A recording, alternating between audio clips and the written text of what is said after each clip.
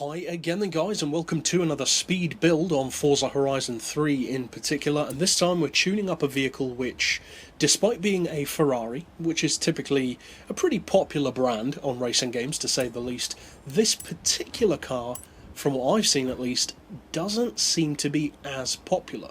Now, of course, it is a slightly older Ferrari. It was actually produced in the year that I was born, but the fact that it's older doesn't mean that it can't still cut it. In fact, quite to the contrary. This shares some similarities, I would say, with cars like the Honda NSX, that people don't necessarily expect it to be able to take on supercars, but the reality is that it can. It's a fantastic performance car, and the fact that for a Ferrari it's actually quite compact really helps through the corners as well. Now, as you can see, I have fitted it with the V10 engine conversion. I would, of course, recommend that. Again, I would recommend all-wheel drive, as usual. You don't have to fit that, but as I said, I would recommend it. For the aspiration, of course, you want the twin-turbo to get the full 1200 horsepower out of this car. And then for the rest, of course, it's down to you. You could fit wings, you could change the rims if you want to. I wouldn't recommend the wings, though. Of course, I haven't fitted them, which indicates that I wouldn't recommend it, but that kind of stuff is more towards handling, and although you could fit it, you will lose top speed, of course.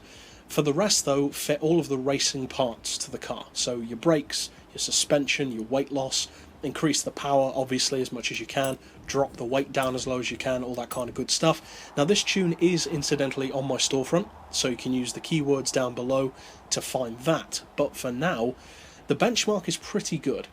2.3 to 60, 4.3 to 100, 269 flat out. So actually very similar in terms of its performance to the Audi RS5 tune setup which we released earlier today. However, the difference is that Audi has 1500 horsepower. This has 1200. So with a full 300 horsepower less, it's just as fast. Now, of course, it's maybe a more aerodynamic car. I haven't actually checked out the drag coefficient, so I'm not sure, but I believe it's also a lighter car, and the fact that this car is already designed for having higher top-end performance, whereas stuff like German executives, they tend to be speed limited, they don't go too crazy with their top-end speed, so it's not too surprising that the Ferrari is good, but it just goes to show how good it is with that much less power.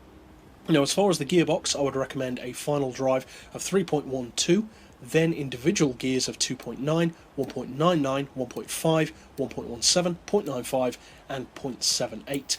As I often do, I've gone for neutral camber, neutral toe. Of course, if you fit it with rear-wheel drive, you'll need to adjust that.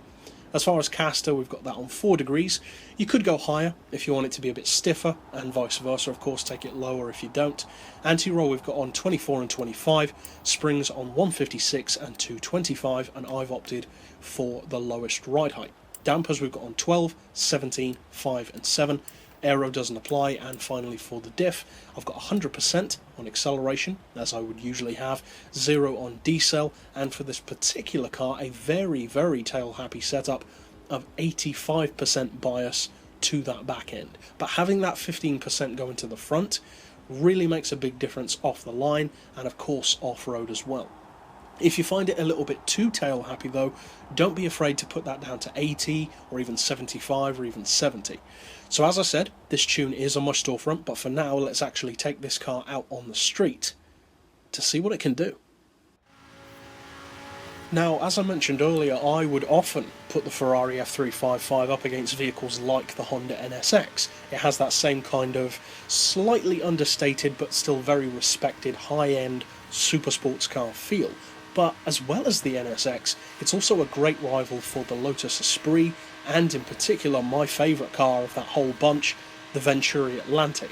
Now, this car, as I said, does not get the use and the respect which it deserves on the Forza games. Not from most players. I know there are some who enjoy it, myself included, so if you haven't tried out the F355, not only is it very well priced for a Ferrari, but it's also a very competitive car.